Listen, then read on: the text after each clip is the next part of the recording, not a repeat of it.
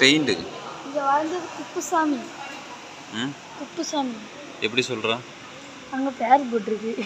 ஓ B Kuppusamy. குப்புசாமின்னு போட மாட்டாங்களே. நான் தான் வரைஞ்சேன். அங்க நான் தான் வரைஞ்சேன். நீ என்ன வரைஞ்சியா? குப்புசாமி அழகா வரைஞ்சிருக்கிற. பென்சிலை வச்சு வரைஞ்சேன்.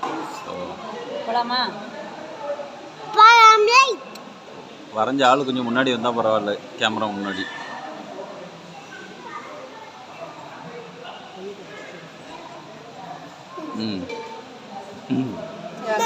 இந்த முகரக்கட்டை தான் இந்த பெயிண்டிங் வரைஞ்சதாமா.